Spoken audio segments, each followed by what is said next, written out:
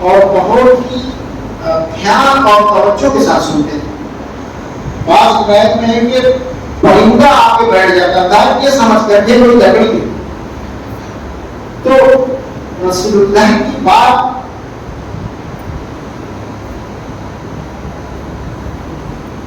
تو رسول اللہ کی ہے, اللہ کی ہے نا.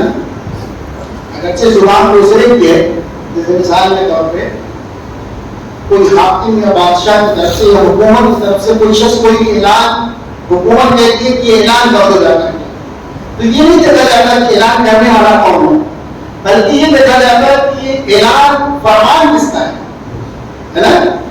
تو اس فرمان کی قدر کی جاتی ہے. اعلان کرنے والا کوئی نہیں, اس سے کیا ہوا پڑتا ہے. اسی طریقے سے یہ بات جو آپ کے سامنے انشاءاللہ کہی جائے گی وہ اللہ اس کے رسول کی بات کہنے والا کوئی ہو تو بات کی عظمت وہی ہونی چاہیے, کیونکہ میں اپنی بات نہیں کروں گا آپ کے سامنے, بلکہ میں وہ بات کروں گا جو جناب محمد رسول اللہ صلی اللہ علیہ وسلم کا فرمان ہے, اللہ کا فرمان ہے. اس لیے آپ لوگوں سے بہت دوبارہ گزارش ہے کہ ہم قریب آ جائیں, قریب آ کے بات سنیں. انشاءاللہ اللہ تعالیٰ بہت خوش ہوگا ہے نا. دین کی بات کو بہت عظمت کے ساتھ, بہت طلب کے ساتھ اور محتاط کر کے سننا چاہیے ہے نا. اچھا ایمانداری سے بتائیے, دین ہم سب کی ضرورت ہے کہ نہیں ہے نا, کہ دین کو ہماری ضرورت ہے.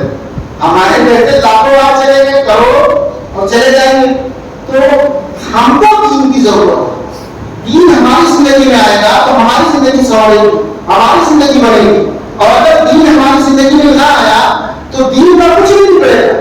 دین تو اپنی جگہ, جیسے کسی نے عمر رضی اللہ تعالیٰ عنہ کے وقت خلافت کے وقت کسی نے کہہ دیا کہ امیر المومنین جب سے آپ آئے ہیں دین چمک گیا, تو عمر رضی اللہ تعالیٰ نے ڈانٹا اس کو, کہا سنو دین نہیں چمکا, دین کو چمکا چمکایا تھا, عمر چمک گیا.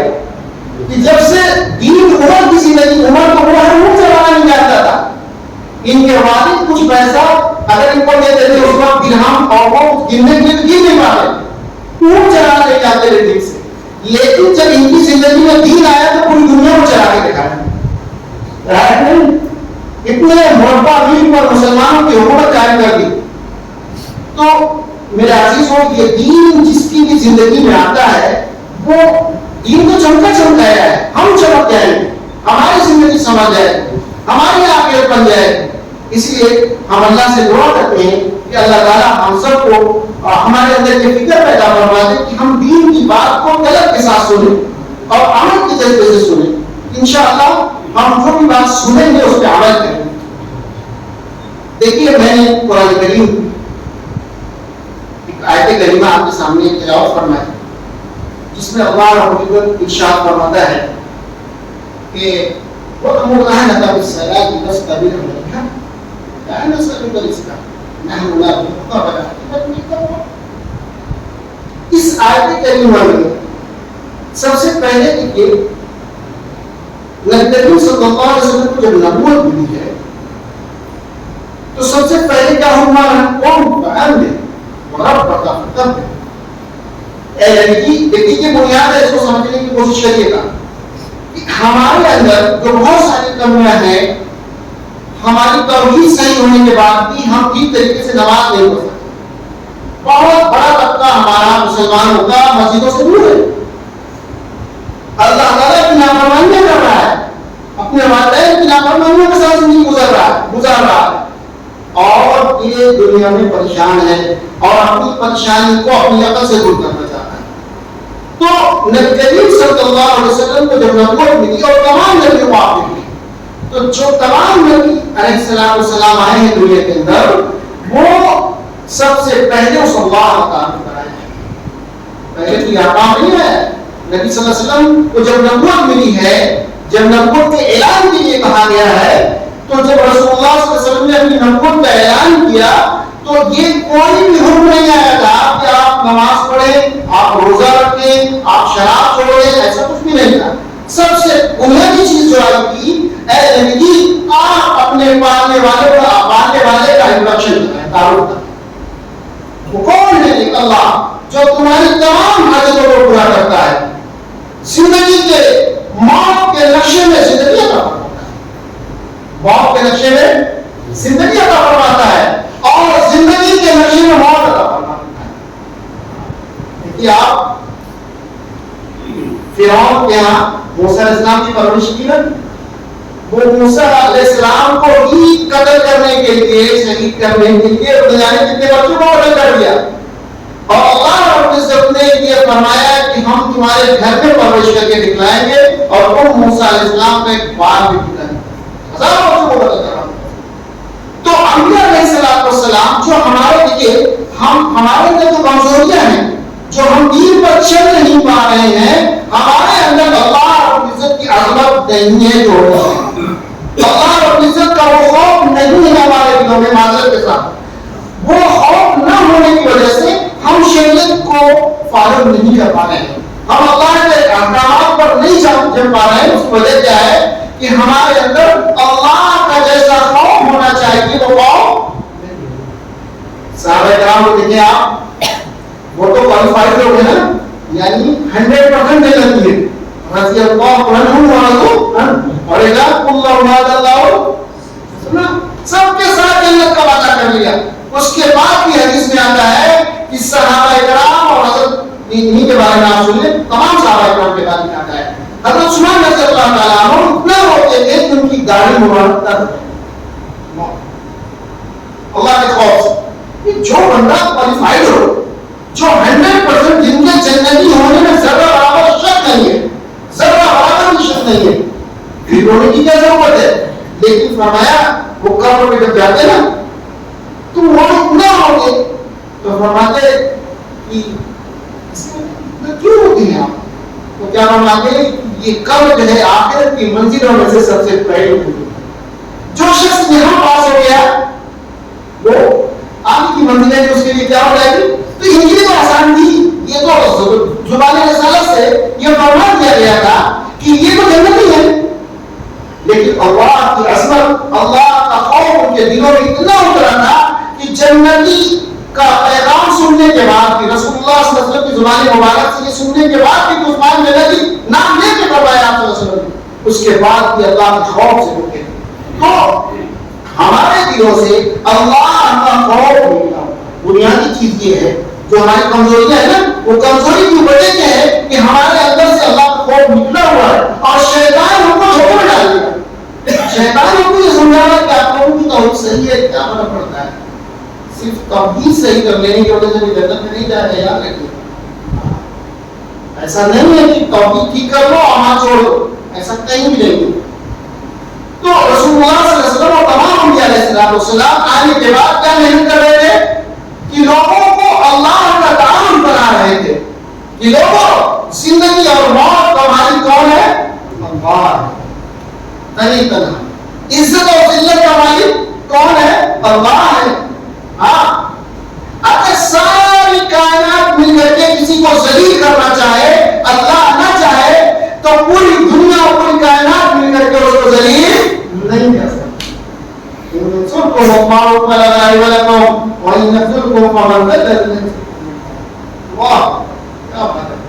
یہ چیلنج رہتا، اور اللہ رب العزت اگر کسی کو عزت دینے کا ہے، کسی کو بلندی دینے کا ہے، سارے لوگ مل کر کے اس کی عزت کو روک نہیں سکتے، اور کسی کو ذلیل کرنے کا ہے، ساری کائنات مل کر کے اس کو ذلیل کرنا چاہے، اللہ اسے عزت دینا چاہتا ہے، اس کی عزت کو روک نہیں سکتے۔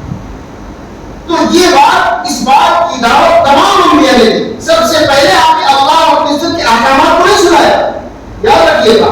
سب سے پہلے یہ نہیں نماز پڑھو، روزہ رکھو، زکات دو، یہ کچھ بھی نہیں۔ سب سے پہلے تم اپنے بنانے والے کو پہچانو، اپنے خالق کو پہچانو، اپنے مالک کو پہچانو، کس نے تمہیں پیدا کیا، تمہارا بنانے والا کون ہے، اور تم اس دنیا میں کیوں آئے۔ بلا وجہ پیدا کر دیا، ایک سے کوئی حساب کتاب نہیں۔ تو انبیاء علیہ السلام آنے کے بعد لوگوں کے دلوں میں اسی جگہ کن رہنگے بھرت بنا نبی کھڑے ہو گئے اور اپنے رب کی بڑائی بیان کریے، لوگوں کے دلوں میں اللہ رب العزت کی بڑائی کو اتاریے۔ جب لوگوں کے دلوں میں اللہ کی بڑائی اتر جائے گی، اللہ کا خوف اتر جائے گا، تو لوگ اللہ کے خوف کی وجہ سے اللہ رب العزت کے حکموں میں چلنا شروع کر دیں گے۔ کیا پتہ چلا؟ ہمارے دلوں سے اللہ کا خوف نکلا ہوا ہے۔ یہی وجہ ہے نماز جیسی عظیم عبادت جب سب سے پہلا حکم آیا ہے، سب سے پہلا حکم تو کون سا حکم آیا ہے؟ نماز کا۔ رسول اللہ کو معراج کا آپ کو پتا ہے سارے واقعات کہ اللہ تعالیٰ نے نبی صلی اللہ علیہ وسلم کو ہدایت کرا اور معراج کرانے کے بعد اللہ تعالیٰ نے 50 وقت کی نماز کرا۔ پوچھیے آپ، یہ امت 5 وقت کی نہیں پڑھ پا رہی ہے اور 50 وقت کی نماز صحیح سند کے ساتھ نہیں پڑھ، تو اللہ تعالیٰ نے مختصر میں اس پہ آتا ہوں تاکہ میرا میں بات کہنا چاہتا ہوں آپ کے سامنے ساری بات کو حکم میں آ جائے۔ اللہ تعالیٰ سے نبی کریم صلی اللہ علیہ وسلم نے نماز کو حکم کرا ہے موسیٰ علیہ السلام کے کہنے پر، اور 5 وقت کی جب نماز اللہ نے دیا تو پھر بھی موسیٰ علیہ السلام فرماتے ہیں کہ اللہ نے نبی اور پڑھ کرانی، میری امت جو ہے 2 وقت کی نماز نہیں پڑھ سکی، آپ کی امت 5 وقت کی نماز کیسے پڑھے گی؟ اللہ کے نبی فرماتے ہیں مجھے شرم آتی ہے، میں بس اللہ نے دے دیا تو سنیے اللہ کا پیغام سنیے۔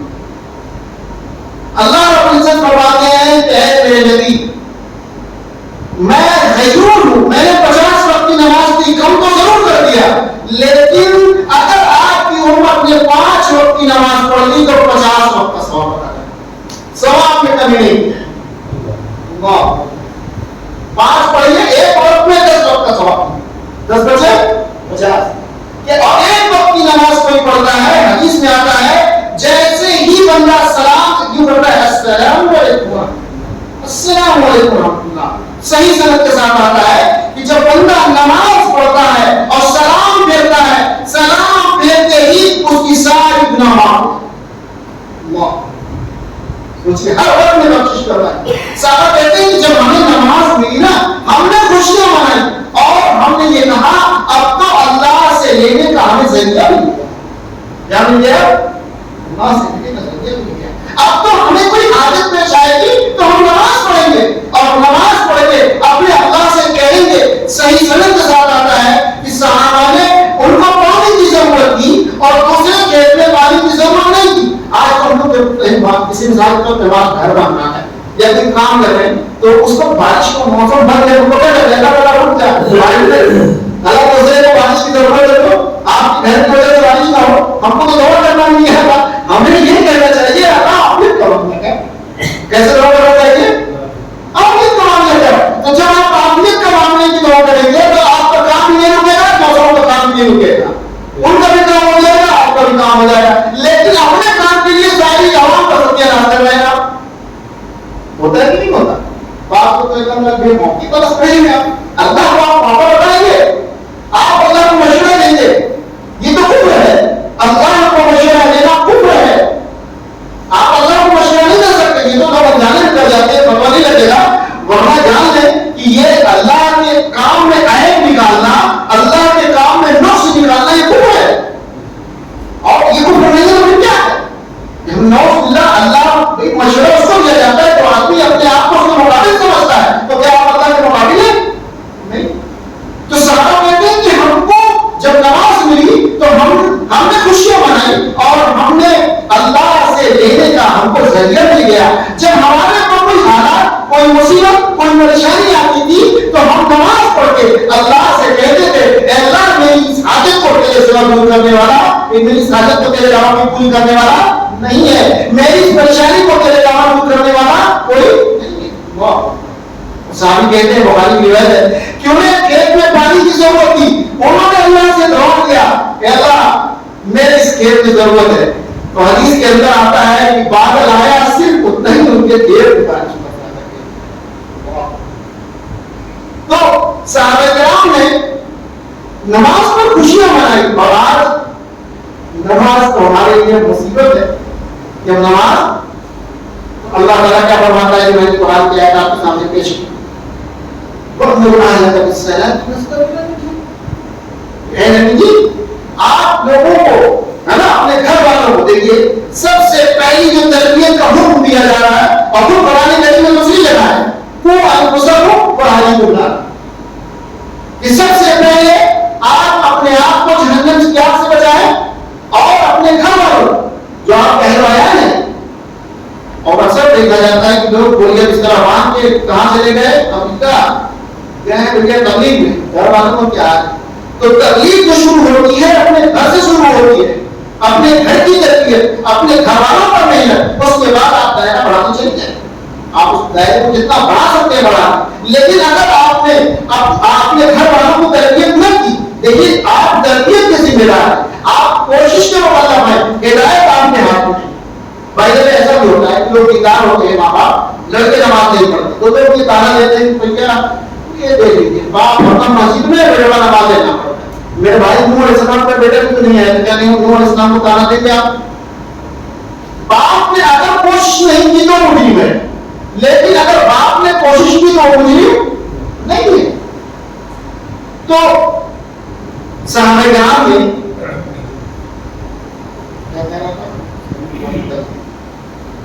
پہلا اس پر آ جاتے ہیں، اللہ تعالیٰ کیا فرماتا ہے کہ اے نبی آپ جو ہے لوگوں کو نماز کا حکم کرتے ہیں اور خود بھی اس کے پابند رہیں گے، خود بھی ہاں یہ نہیں جیسے یہاں قانون ہے جو آدمی کسی عہدے پر ہوتا ہے کہ منتری ہے ودھائک ہے، اگر وہ ہیلمٹ لگا کے نہ چلے تو اس پہ کوئی کیس نہیں بنے گا۔ ارے ہم نے بھیا کوئی اس بات نہیں ہے، آپ کو منتری کے گھر پہ ودھائک کے گھر پہ جائے گی آپ چاہے جیسے، اور دوسرا کوئی اس کے اوپر فائن، ایسا نہیں ہے۔ اللہ کا قانون اس کا الٹا ہے، اللہ کا قانون یہ ہے کہ جب جیسے قرآن کریم میں جب پردے کا حکم آیا ہے تو سب سے پہلے اللہ تعالیٰ نے کیا فرمایا؟ یا ایھا النبی قل لازواجک وبناتک ونساء المؤمنین، کہ نبی سب سے پہلے جو آپ پردے کا جو حکم آیا ہے قل لازواجک، آپ تمام بیویوں سے کہہ دیجیے وبناتک، اور تمام بیٹیوں سے کہہ دیجیے۔ تیسرے نمبر پر حکم آ رہا ہے ونساء المؤمنین کہ پہلے آپ اپنی بیویوں کو پردہ کروائیں اور پھر اس کے بعد اپنی بیٹیوں کو پردہ کروائیں۔ تھرڈ نمبر پہ آتا ہے ونساء المؤمنین۔ اور یہاں کیا ہوتا ہے؟ یہاں الٹا معاملہ چلتا ہے، جو لوگ اس میں عہدے پر ان کے لیے کوئی قانون نہیں ہوتا اور چاہے جیسے چلے۔ تو یہاں اللہ تعالیٰ کا فرمان ہے کہ آپ لوگوں کو کیا کریے؟ نماز کو حکم کریے اور خود بھی اس پر قائم رہیے۔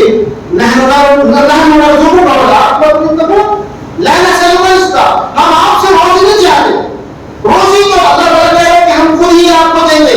روزی کی ذمہ داری اللہ تعالیٰ نے اپنے بندوں کی، دنیا میں جتنے بھی بندے ہیں وہاں یہ باقی یہاں کا تعالیٰ بندوں کو چھوڑیے، وہاں من دابۃ فی الارض الا علی اللہ رزقها، کہ جو دابت آپ سمجھتے ہیں برساتی کیڑے جو برسات میں چارہ وغیرہ نہیں کرتے جسے آپ مچھلی پکڑتے ہیں، اس کو کیا کہا جاتا ہے؟ دابۃ الارض، کہ زمین میں جتنے بھی جانور ہیں یا کیڑے ہیں تمام کی ذمہ داری کس نے لی ہے؟ اللہ تعالیٰ۔ تو جب جانوروں کی کیڑوں مکوڑوں کی اللہ تعالیٰ نے ذمہ داری لی ہے روزی کی، تو انسان کا شکر نہ بات ہے، اس کی کیوں نہیں لے گا؟ تو اللہ کو اپنے دشمنوں کو بھی کھلاتا ہے۔ تو اللہ فرماتا ہے لا نسألک رزقا، ہم آپ کو روزی نہیں چاہتے، روزی کا سوال نہیں کرتے، نحن نرزقک، روزی کو ہم آپ کو دیں گے، والعاقبۃ للتقویٰ، اصل تو تقویٰ ہے، یعنی اللہ تعالیٰ کی مان کر چلنا ہے۔ تو جب تم اپنے مان کر اللہ کی چلو گے اور اپنے آپ کو اللہ کے احکامات پر لے جاؤ گے، تمام احکامات میں سب سے افضل حکم کیا ہے؟ نماز۔ سب سے افضل حکم کیا ہے؟